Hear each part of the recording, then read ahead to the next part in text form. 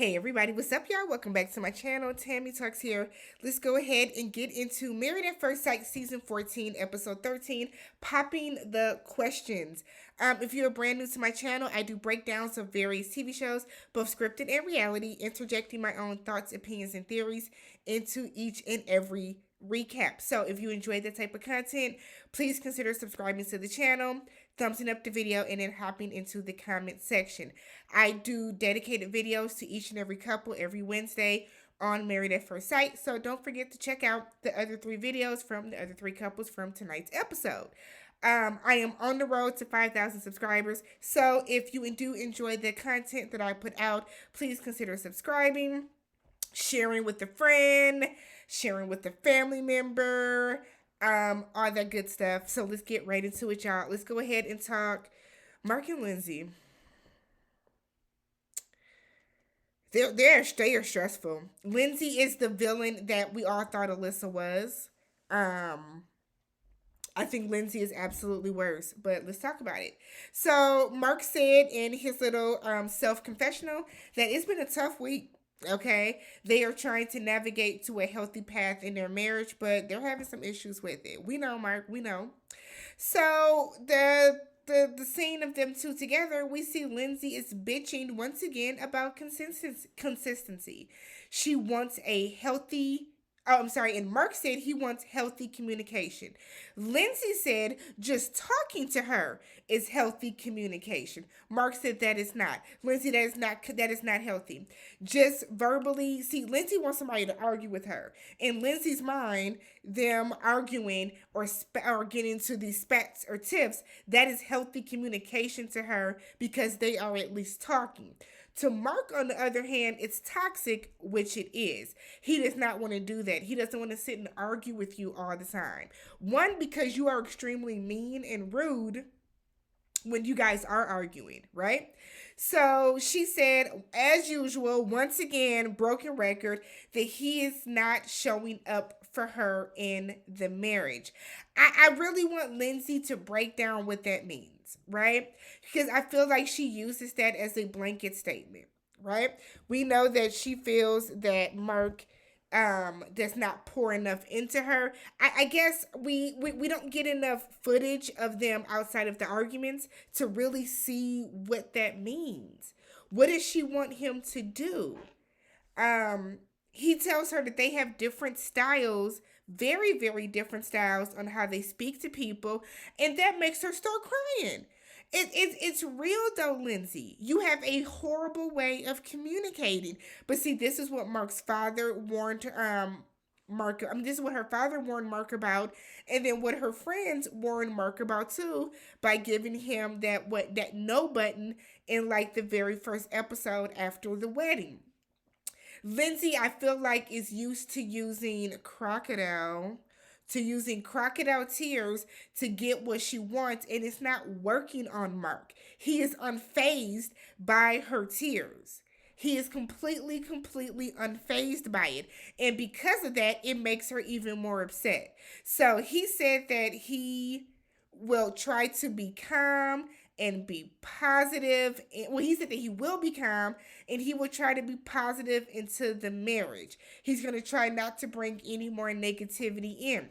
Instead of her saying, okay, great, let me see what I can do in the marriage to help us get to a more positive place. No, Lindsay tells him, when are you going to start bringing in the positivity? Heifer, when are you going to bring in the positivity to the marriage? See, Lindsay got the game fucked up because Lindsay feels that, like, Lindsay doesn't take accountability. And that is what is the most annoying part about watching any scene with them. It is literally always, Mark, you're not. It is never, okay, you know what, Mark? Maybe I need to take a step back and maybe I can rephrase some things. Maybe I need to be a little softer. Maybe I need to do this. She doesn't do that. So he tells her, well, that was a negative statement. So she gets mad and now she's crying again about how he isn't showing up for her. So she said that he doesn't do anything for her. He brings up how she constantly says that she wants to leave and he calls her a negative person, because now Mark is up to here with his level of festivity. Mark is fed up, and he has every right to be, because no matter what he tries to say or do, Lindsay is coming at him. Now, I'm not saying Mark is without fault, because we have seen Mark shut down. Mark is very reactionary, but it's a lot of it is because like it's hard to not be reactionary when you got somebody constantly bitching at you like that. You know what I mean? It would be hard for anybody to take the verbal abuse that Lindsay is giving out and just kind of let it roll off their back. So she brings up how he you don't even want to talk to me at the end of the night. You rather talk to your friends. You're not doing this. It's like, Lindsay, look at how you're behaving. Look at how you're behaving. You were dressed like Frozen the night before. Do you think he wants to lay in the bed next to you? You came in all wet and shit. Like, there are a lot of reasons why he doesn't want to sit up and talk to you at night. Look at how you behave throughout the day. Hell, you're probably drunk at night. Every time we see you, you got a glass by you. What's in the glass, Lindsay? I can't. I can't. So he brings up again, like I said, that she wants to. She constantly says she's leaving, which she does. She says it a lot. She's always done. I'm always done, and I'm leaving, and this is it. I can't do it. You're not. Yeah. Girl, go home and leave us alone. Leave Mark alone, and she refuses to. So in turn, she then tells him, "Do you want me to leave?" And see, that's gaslighting. Because just yesterday, the last night, you kept asking him, "Do you want me to stay? Should I stay, Mark? Do you want me to stay?" Now you're saying, "Do you want me to leave?" Hell, do you want to leave? Because you're the one that's constantly talking about leaving. You did that whole production, did all that theater about you packing your bag, and you're going to pack up your cats, and you're wet. I cannot get past the fact that she was wet. You're wet, and you're doing all this extra stuff, all for you to have stayed your ass there that night. Like, this is silly. Like, she is a toxic person. I'd rather watch Alyssa cry about being a good person than I would watch Lindsay sit and gaslight this man continually every episode. So he then says, "You can leave if you want to leave." But see, she wants Mark to either force her and kick her out so that she can in turn look like the good person, or she wants Mark to beg her to stay. Either way, she always wants to put the ball in his court because she wants to make herself look good and to prop herself up in the situation. So he then tells her, "I'm sorry, I'm not what you wanted in a husband." She said, "You don't value me. You don't respect me. You don't show up for me." Show up how? Lord, I hope K. Frey asks her at the reunion, "What does showing up for you look like, Lindsay?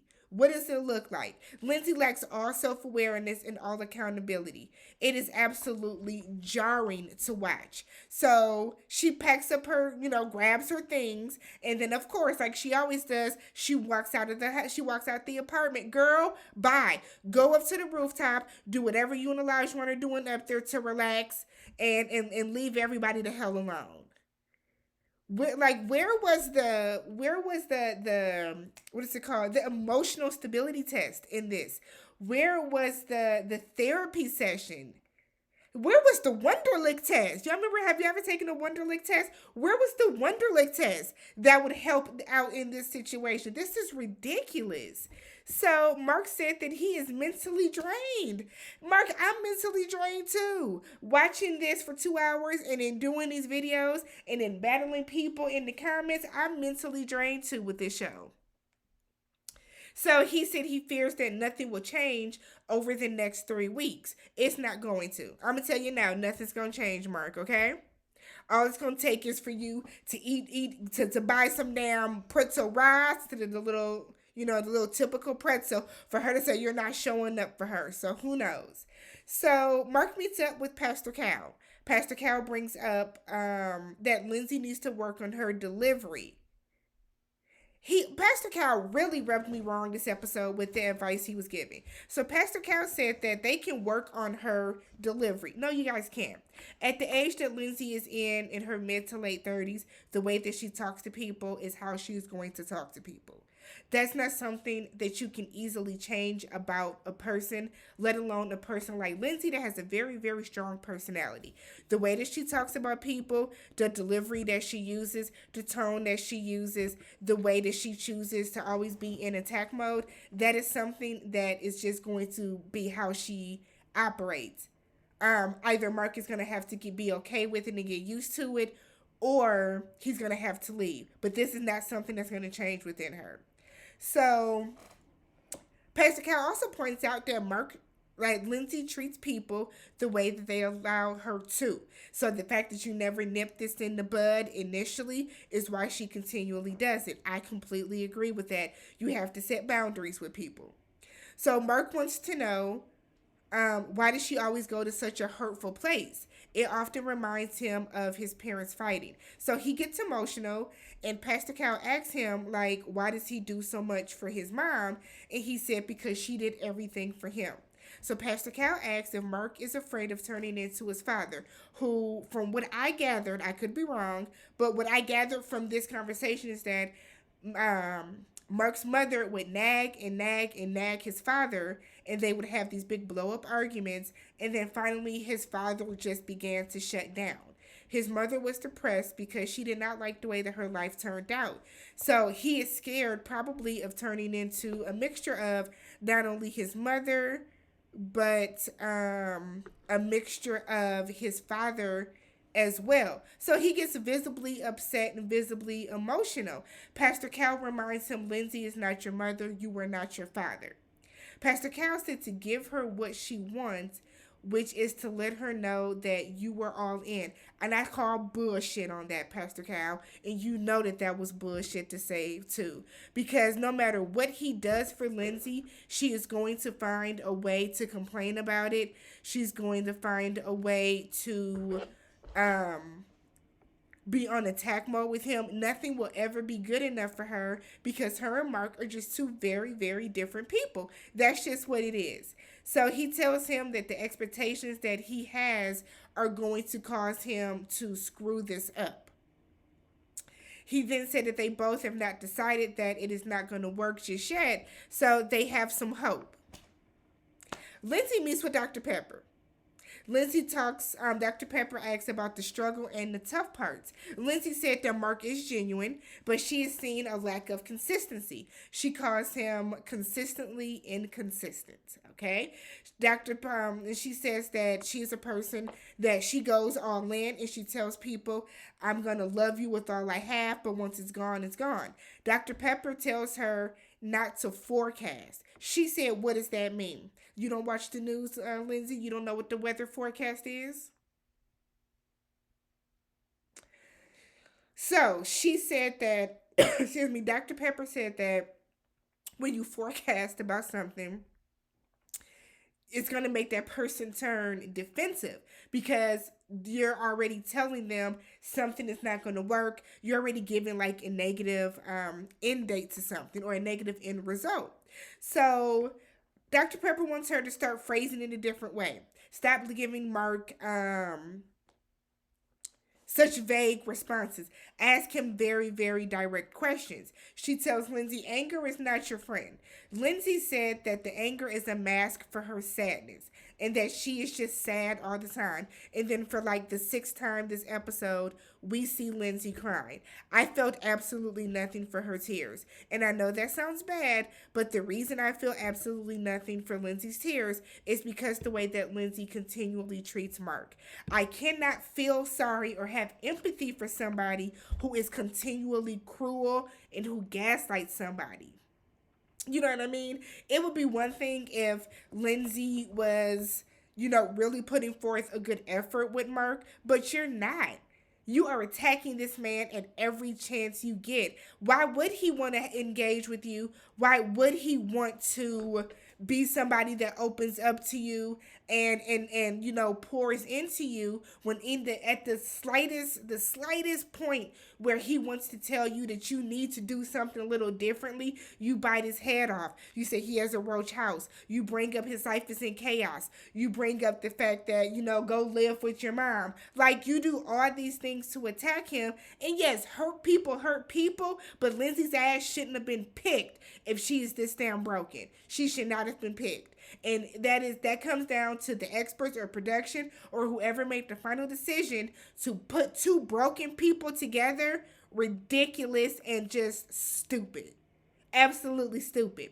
So Lindsay says she's sad all the time. She feels like bad things happen just one after another. She said growing up that her mother would cut her down a lot, and that has really affected her throughout the years. We have heard Lindsay talk about the struggles with the stifled relationship that she has with her mom, how a lot of the things that her mom has said or done has affected her, or the lack of what her mom has said or done has affected her, and so she basically turns that pain into hurt, and she takes it out on other people. So Dr. Pepper tells her that you might need to tap into your sadness instead of always going straight to anger. I agree. Girl, if you sad, go cry it out. Then get yourself together and come back later. But this whole I'm going to lash out and talk cash shit about people because I'm sad and I'm hurt about the way that my life has gone, the way that my mom treats me, the way that my parents were treating me, that's bullshit and it's unacceptable at your age. It just is. Everybody has had effed up things happen to them before in the past. That does not give you license or reason or an excuse to go and treat other people like crap because somebody treated you like crap before in the past. And Lindsay is old enough to know this. So I have no grace for her whatsoever.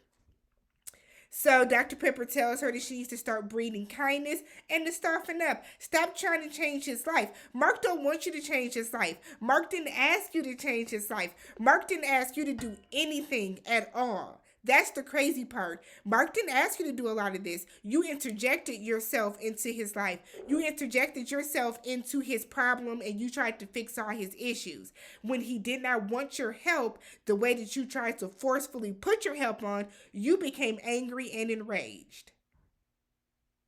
So she tells Lindsay to ask Mark 3 different questions.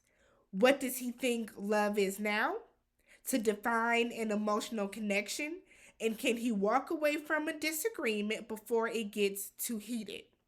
So Mark is standing outside the apartment. He said he is nervous about the answers to his questions for Lindsay because he never gets affirmed in his answers. It always goes straight to anger, which it does. I don't blame Mark for being scared to say something. So he comes in, she's cooking chicken. He asks her, what kind of chicken is it? She said, this kind. I said, girl, just say that you're making a chicken marsala or whatever it is. Everything don't have to be theatrical. Everything does not have to be performative. You're making chicken. I'm making some chicken thighs. Do you want one? Are you hungry? That's how that conversation has to go. She damn near just throws a little chicken thigh on his plate. No vegetables, no nothing. He didn't wash his hands. She looked like they eating. That's all I'm going to say. They're eating. Mark brings up how Pastor Cal asks him if he is like his dad and how she could be like his mom. He gets visibly emotional. He gets very teary-eyed. Mark himself needs to go to some therapy so that he can work through the issues, the mommy issues he has and the daddy issues he has, and then whatever issues he has within himself that are causing him to get this emotional at the fact that someone said you might be shutting down like your father, right? So he then asks why, when she gets upset, that she goes straight to hurting him. He wants her to maybe explain something in a more hypothetical way so that it doesn't, involve her throwing these daggers at him. Lindsay's response was, when she tries to explain herself, he gets loud. So then when she tries to repeat herself, he says that she's nagging. So she doesn't know how to say that something hurts her, and that makes her feel invalued. That is her taking absolutely no accountability whatsoever for the fact that she says hurtful things to him. The real issue then is that Mark accepts that and says, okay, well, let's work on volume. So you are now, after telling her something that you would prefer that she do differently, she doesn't say that she is going to do that. She instead says, well, when you get loud, it hurts my feelings. So Mark's next statement is fine, we'll work on the volume. No, go back to the original statement on why did she go straight to hurting his feelings. He never got a straight answer from that. Lindsay deliberately did not give him a straight answer on that because Lindsay is not going to stop doing what she's doing. She doesn't care that when she's upset, she hurts people's feelings. That's the real thing. She doesn't care. If she's hurting your feelings, she don't care because her feelings are hurt. Ridiculous. So she asks him, what is love? He said someone that is accepting him for who he is, not trying to change him too much, but, just accepting him. He then says that he sees the good in her and that's why he is still there. Lindsay's response says he answered to the best of his ability. No, he answered in his truth. There's a difference. He answered in his truth. If he feels that that is what love is to him, then that is what love is to him. That is not for you to say the best of his ability. That is condescending because that means that Mark does not truly understand what love is. But girl, I guess he answered the way he answered. Like, I am so sick of Lindsay. I cannot wait for this season to be over so I do not have to see her anymore. So later they're all playing volleyball, all the couples. And Dr. Pepper and Pastor Cal come out to kind of give a little bit more feedback on how they saw the couples interacting. So Dr. Pepper tells Lindsay that her anger comes from sadness and that anger in turn makes Mark shut down. So their pain is being expressed back and forth by anger. That is not a conducive way to live, okay? That's not healthy. They also point out how when Lindsay was talking,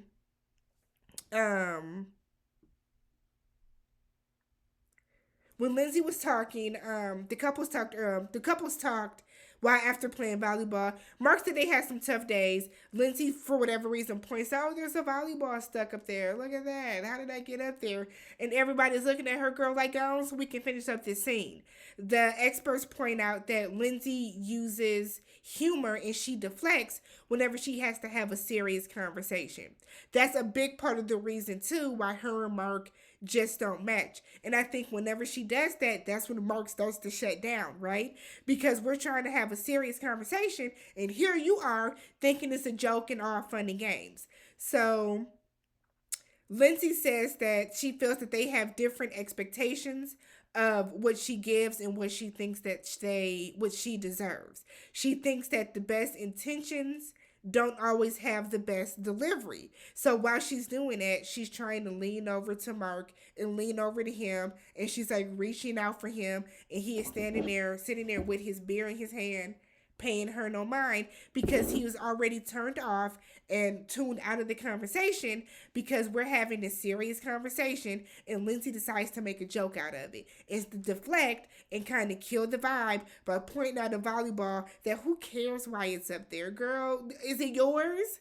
Who cares why it's up there? So when Dr. Pepper and Pastor Cal tell her that, they point out how Mark leaned away from her. They again say that Mark should not shy away from touch when they are arguing and to give Lindsay what she wants, which is telling her that he is not going anywhere. So Mark said that he did tell Lindsay. Lindsay was like, yeah, I heard it, but I didn't see any action. And Pastor Cal is like, give him some grace. And Lindsay laughs and it's like, it's hard to. So my thing is, Lindsay wants all the grace in the world, but she can't give it out to anybody. She's like literally the worst type of person. Again, way too old to be going through these emotional deficiencies that she has in her life. This is ridiculous. So let me know how you guys felt about Mark and Lindsay, and I will catch you guys in the next one. Peace.